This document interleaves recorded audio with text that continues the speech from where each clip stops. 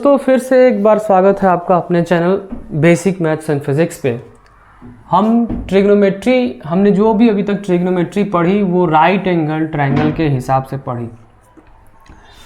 अब right angle triangle जैसे ही हम बोलते हैं राइट एंगल ट्रायंगल, तो राइट एंगल ट्रायंगल बोलने में ही एक लिमिटेशन है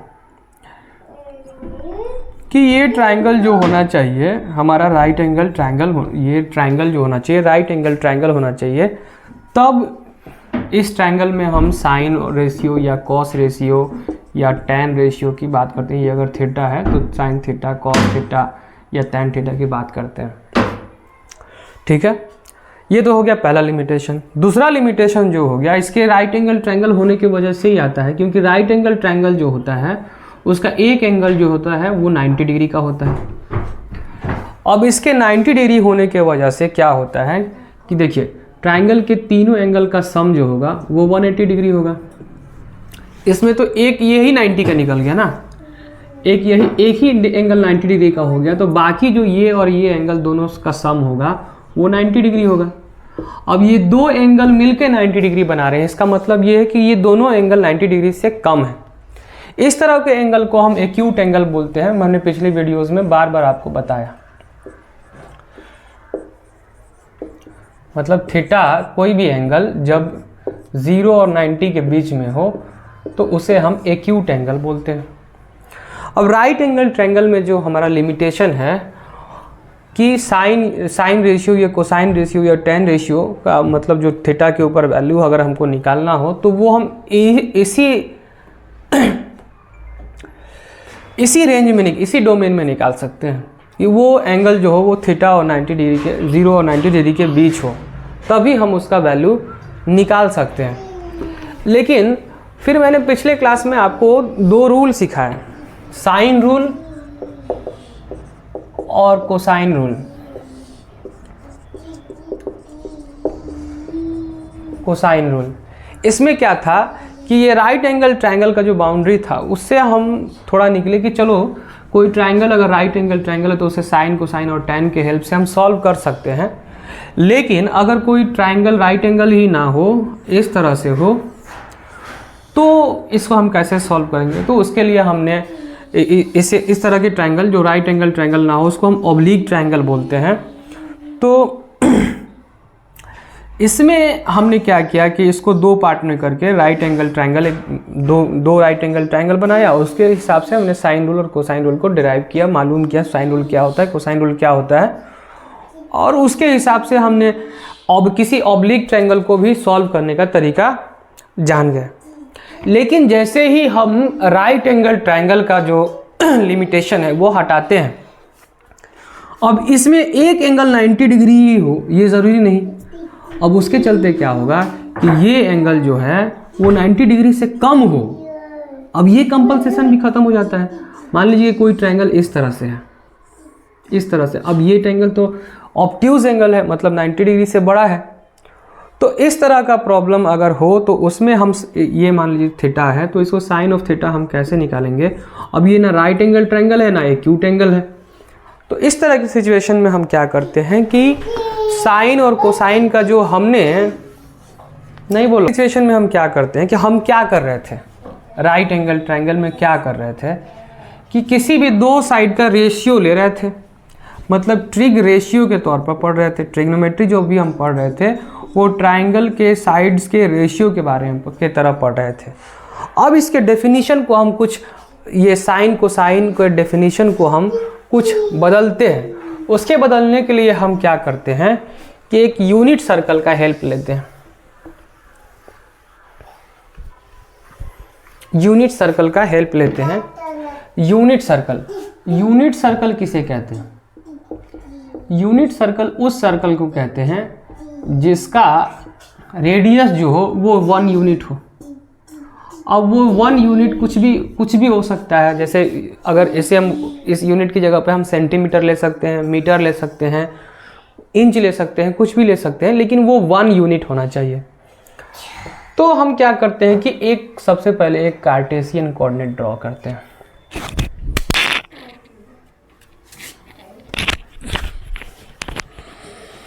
एक कार्टेशियन कोऑर्डिनेट ड्रॉ करते हैं और जिसमें ये जो है ये एक्स एक्सिस है, ये जो है ये वाई एक्सिस है, और एक्स एक्सिस और वाई एक्सिस जहाँ आप जानते हैं कि जहाँ एक दूसरे को इंटरसेक्ट करते हैं उसे हम ओरिजिन बोलते हैं। तो इस कार्टेशियन कोऑर्डिनेट के ओरिजिन को सेंटर मानते हुए 1 यूनिट का एक सर्कल ड्रॉ करते हैं 1 यूनिट का। अब यहाँ पे ये OP कोई एक लाइन है जो इस सर्कल के सरकमफ्रेंस को पॉइंट P पर इंटरसेक्ट करता है। अब इस OP का लेंथ अगर कोई पूछे तो ये तो सर्कल का रेडियस है। हमने यहाँ बताया कि हम ये जो हम सर्कल ड्रॉ किए हैं ये यूनिट सर्कल ड्रॉ किए हैं, तो इसका लेंथ क्या होगा? 1 होगा। अब इसका लेंथ जो होगा OP का ये 1 यूनिट होगा, क्योंकि ये सर्कल ही यूनिट सर्कल है और इसका रेडियस 1 हमने लिया है, तो ये 1 हो गया। अब इस पॉइंट P का अगर कोई कोऑर्डिनेट आपसे पूछे तो आप क्या बताइएगा कि यहाँ से एक हम परपेंडिकुलर अगर ड्रॉ कर देते हैं PQ, तो ये OQ लेंथ जो होगा ये x कोऑर्डिनेट होगा और ये OP लेंथ जो PQ लेंथ जो होगा ये y कोऑर्डिनेट होगा। ये एंगल मान लीजिए ये OP जो रेडियस है ये मान लीजिए x एक्सिस से थीटा डिग्री का एंगल बनाता है। अब यहाँ देखिए आपको किसी भी ट्राइंगल में राइट एंगल ट्राइंगल में यहाँ से हमने एक परपेंडिकुलर ड्रॉ किया तो ये एंगल जो है 90 डिग्री का है। किसी भी राइट एंगल ट्रायंगल में आपको 2 इन्फॉर्मेशन अगर मालूम हो, एक थीटा मालूम हो और कोई भी एक साइड मालूम हो, तो बाकी इन्फॉर्मेशन जो है आप वो निकाल सकते हैं। बाकी इन्फॉर्मेशन आप निकाल सकते हैं। तो यहाँ आपसे कोई पूछे कि x कोऑर्डिनेट क्या है, तो ये OQ है। अगर OQ का लेंथ अगर कोई पूछे आपसे कैसे निकालेंगे, तो ये देखिए इस थीटा का एडजेसेंट साइड है, ये थीटा का एडजेसेंट साइड है और हमको हाइपोटेन्यूज मालूम है। तो कौन सा ऐसा रेशियो होता है, ट्रिग रेशियो होता है जिसमें आपको एडजेसेंट साइड और हाइपोटेन्यूज है? सिंपल है, कॉस होता है। तो कॉस ऑफ थीटा अगर इस एंगल का हम ले लें, इस ट्राइंगल OPQ में, इन ट्राइंगल OPQ में अगर इस थीटा का हम कॉस ले लें तो वो क्या होगा? एडजेसेंट साइड मतलब OQ by hypotenuse, OQ by hypotenuse. तो OQ बाई 1 को हम क्या लिख सकते हैं? ये OQ ही हो गया। और OQ क्या है? जो ये हमारा x कोऑर्डिनेट है, x कोऑर्डिनेट है।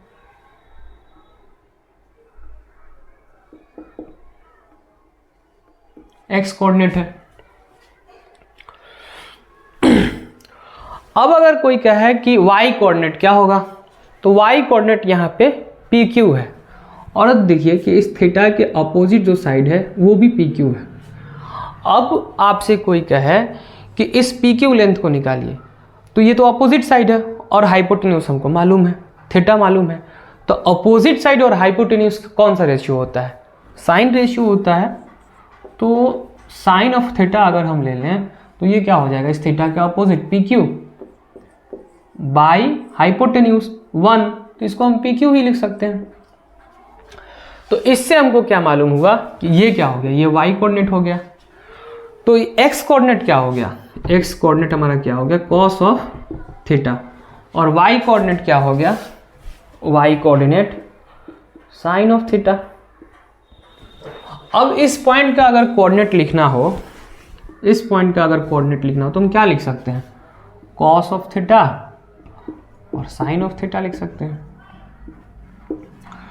अब देखिए हमने साइन और कोसाइन का जो डेफिनेशन है यहाँ से थोड़ा सा आपको अलग लग रहा होगा कि अब एक और एग्जांपल देते हैं, यहाँ से ही बात समझ में आ जाएगी कि कोई पॉइंट अगर सर्कल के सरकमफ्रेंस पर कोई पॉइंट अगर P हो और उसके कॉरेस्पॉन्डेंट जो एंगल बन रहा हो, अगर उस एंगल का कॉस लेते हैं तो वो x कोऑर्डिनेट के बराबर होता है, और उसी एंगल का अगर आप साइन ले लें तो वो y कोऑर्डिनेट के बराबर होता है। अब अगर यहाँ कोई पॉइंट मान लीजिए Q है, ये पॉइंट कोई Q है और ये इसके कॉरेस्पॉन्डेंट इस OQ से ओरिजिन पर मान लीजिए 120 डिग्री का एंगल बन रहा है। तो इस पॉइंट Q का अगर कोऑर्डिनेट लिखना हो तो क्या लिख सकते हैं आप? अब इसमें कोई हमको साइड लेने का ज़रूरत नहीं है, ये साइड मतलब ट्रायंगल बनाने का ज़रूरत नहीं है, ट्रायंगल से कोई रिलेशन हो नहीं है यहाँ पे। सिर्फ ये कोऑर्डिनेट जो होगा, इसका इस पॉइंट का x कोऑर्डिनेट जो होगा वो cos ऑफ 120 डिग्री होगा, और इस पॉइंट का y कोऑर्डिनेट जो होगा वो cos of sine of 120 degree होगा।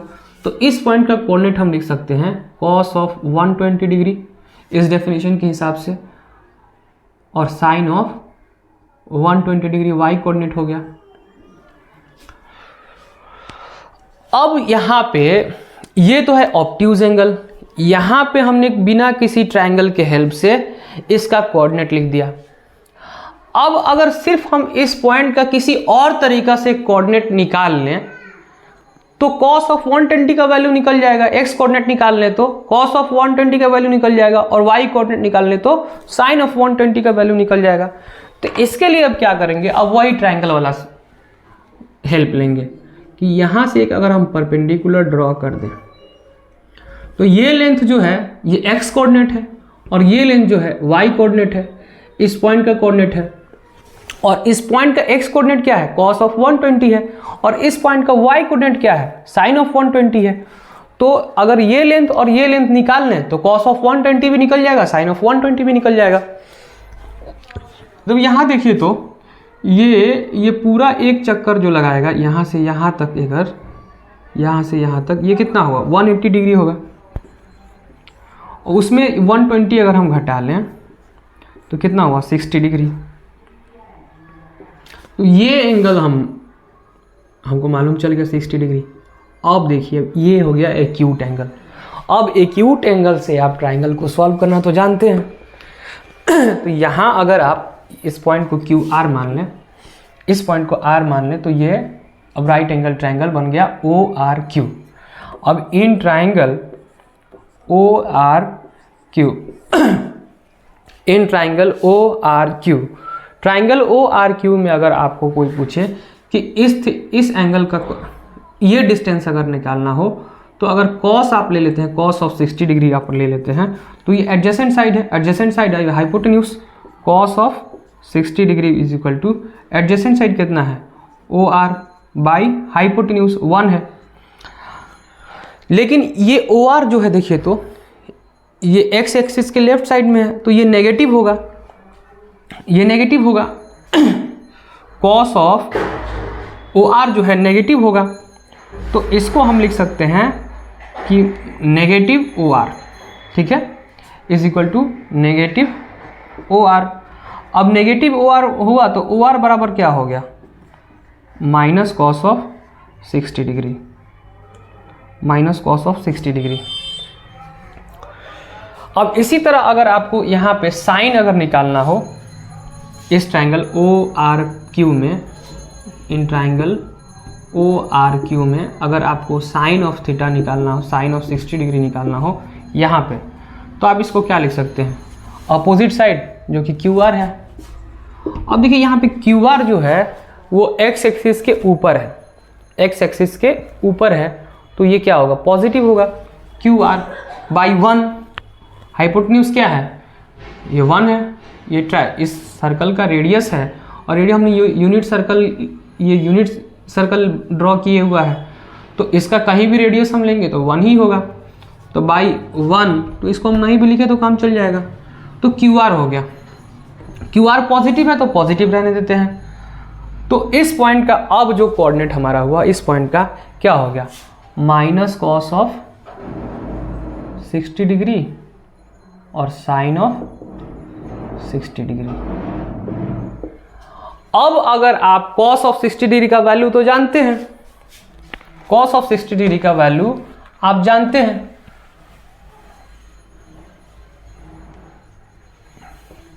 cos ऑफ 60 डिग्री कितना होता है, 1/2, तो ये माइनस है तो माइनस 1/2 हो गया।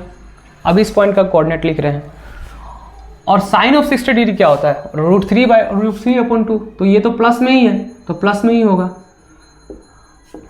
अब देखिए यहाँ पे माइनस cos ऑफ 60 डिग्री जो है ये x कोऑर्डिनेट है और cos ऑफ 120 डिग्री इसी पॉइंट का x कोऑर्डिनेट है। इसी पॉइंट का x कोऑर्डिनेट जो है साइन ऑफ 120 है। इसी पॉइंट का कोऑर्डिनेट जो है साइन ऑफ 60 डिग्री है y कोऑर्डिनेट, और इसी पॉइंट का y कोऑर्डिनेट √3/2 है।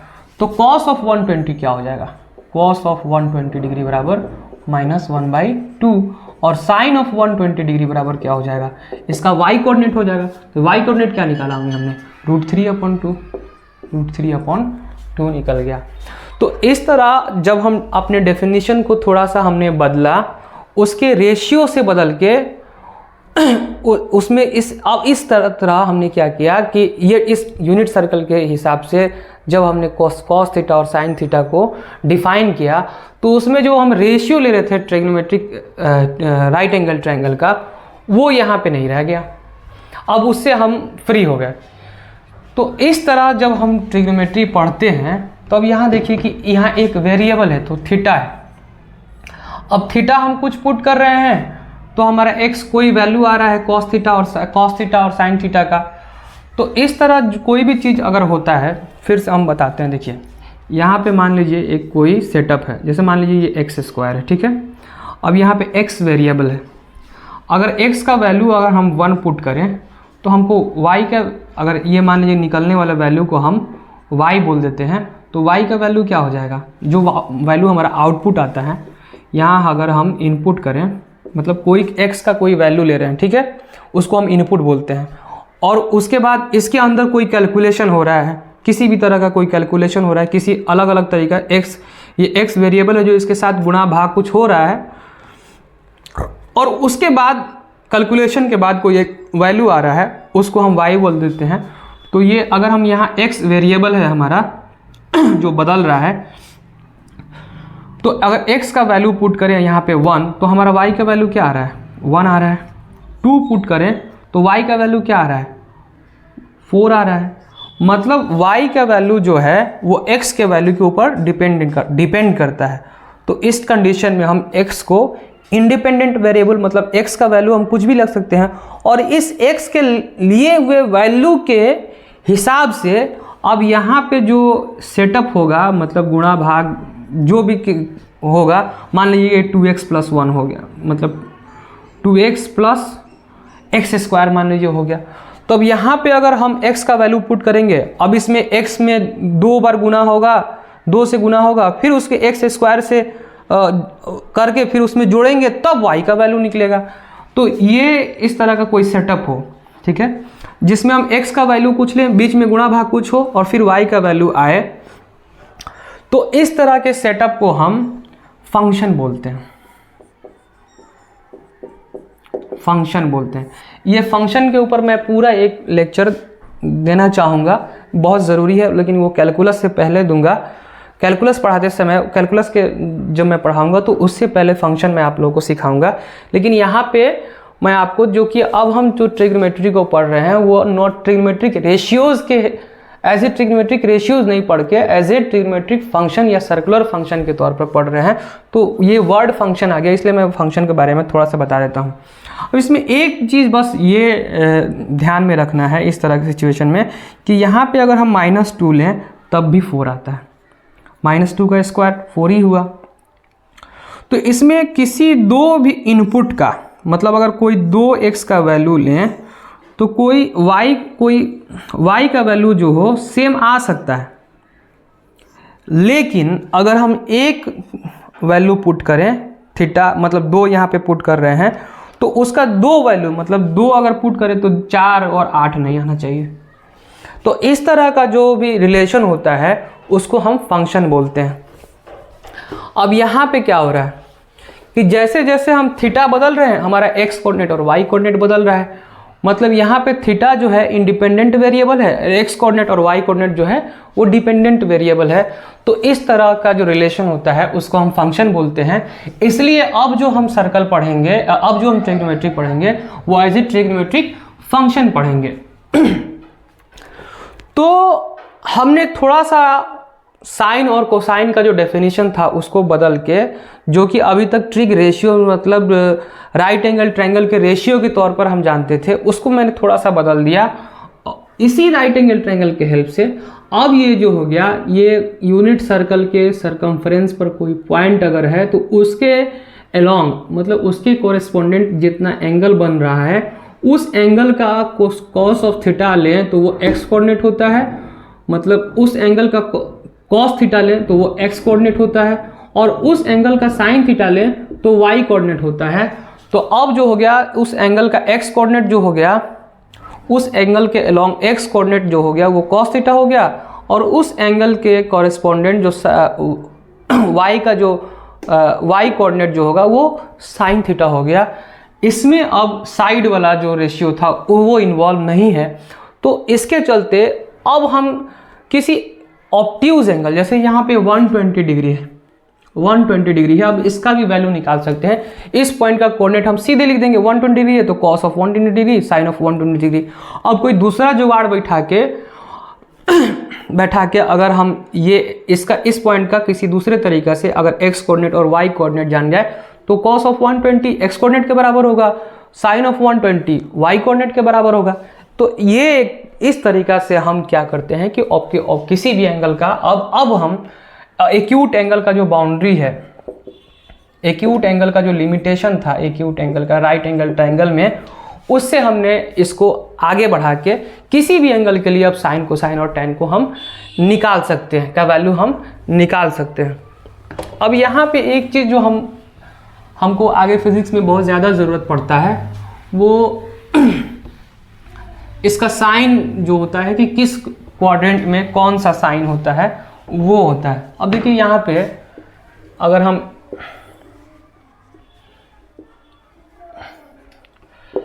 ये एक कार्टेशियन कोऑर्डिनेट है जिसका ओरिजिन O है।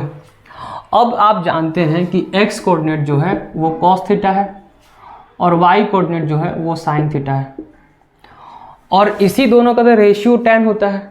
इसी y अपॉन x अगर tan ऑफ थीटा लें तो ये y अपॉन x हो जाएगा। अगर ये यूनिट सर्कल हम ड्रॉ करते हैं और यहाँ कोई पॉइंट P है और ये एंगल थीटा बना रहा है, तो अगर आपको कोई पूछे ये 1, इसका लेंथ 1 है, तो अगर आपसे कोई पूछे तो tan थीटा, अगर ये x है और ये y है तो tan थीटा निकालने के लिए कोई बोले तो क्या करेंगे, opposite side by adjacent side, तो ये क्या हो जाएगा y बाई x हो जाएगा। तो साइन थीटा और कॉस थीटा जान गए तो हम tan और भी सारा चीज़ निकाल सकते हैं। अब यहाँ पे देखिए कि ये फर्स्ट, इसको हम फर्स्ट क्वाड्रेंट बोलते हैं, ये x एक्सिस, ये y एक्सिस, ये नेगेटिव साइड हो गया x एक्सिस का, ये नेगेटिव साइड हो गया y एक्सिस का। माइनस y इसको लिखते हैं, माइनस x इसको लिखते हैं, ज़्यादा बात समझ में आएगी। अब यहाँ पे आप देखिए तो यहाँ पे x भी पॉजिटिव है और y भी पॉजिटिव है, मतलब ये x के डायरेक्शन में भी पॉजिटिव है, x कोऑर्डिनेट जो भी आएगा इस क्वाड्रेंट में पॉजिटिव आएगा, y कोऑर्डिनेट जो आएगा वो भी पॉजिटिव आएगा। तो इसका मतलब हुआ कि cos भी यहाँ पे पॉजिटिव होगा और साइन भी यहाँ पे पॉजिटिव होगा। y कोऑर्डिनेट जब पॉजिटिव होगा तो साइन भी पॉजिटिव होगा, और tan थीटा जो है हमारा यहाँ पे y अपॉन x है, तो ये y और x दोनों पॉजिटिव, तो ये भी पॉजिटिव होगा फर्स्ट क्वाड्रेंट में। तो यहाँ पे ऑल पॉजिटिव होते हैं, सारे पॉजिटिव होते हैं। लेकिन सेकेंड क्वाड्रेंट में आप देखिए तो सेकेंड क्वाड्रेंट में यहाँ पे अब x जो है वो नेगेटिव है, तो x नेगेटिव जब है, x अगर माइनस है तो cos क्या होगा, नेगेटिव होगा, cos नेगेटिव होगा। लेकिन y पॉजिटिव है, तो y जब पॉजिटिव है तो साइन हमारा क्या होगा, पॉजिटिव होगा। अब देखिए तो y जो है, y और x के रेशियो ही तो tan है, तो इसमें क्या नेगेटिव हो जाएगा हमारा, tan जो क्या होगा, नेगेटिव होगा, क्योंकि y प्लस और माइनस का रेशियो अगर हम लें तो माइनस होता है, तो tan इसमें क्या हो गया, नेगेटिव हो गया।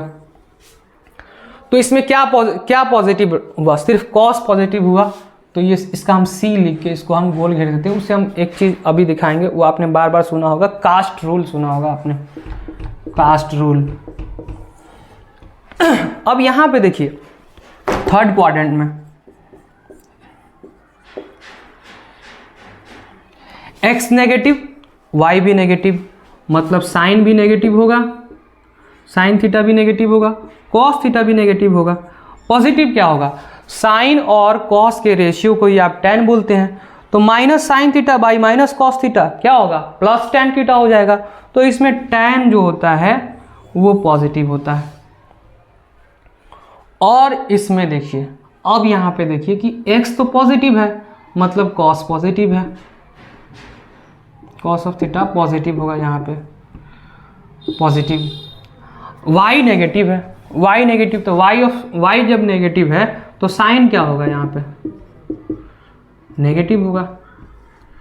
और प्लस और माइनस का रेशियो यहाँ पे आया, प्लस और माइनस का रेशियो, प्लस माइनस माइनस, तो साइन थीटा अपन कॉस थीटा जो होता है वही तो tan थीटा होता है।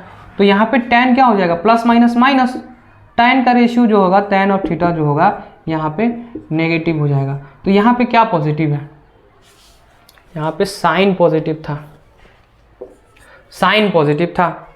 तो अब यहाँ पे क्या हो जाएगा, कॉस पॉजिटिव हो जाएगा।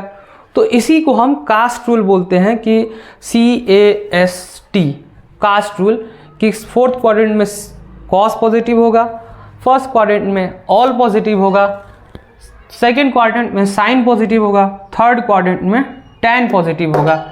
तो इससे हम किस क्वाड्रेंट में कौन सा ट्रिग रेशियो जो होगा, ट्रिग्नोमेट्रिक फंक्शन जो, अब हम उसको फंक्शन बोलेंगे, कौन सा ट्रिग्नोमेट्रिक फंक्शन जो होगा वो पॉजिटिव होगा। इस कास्ट रूल को अगर आप याद रखें तो आप याद रख सकते हैं।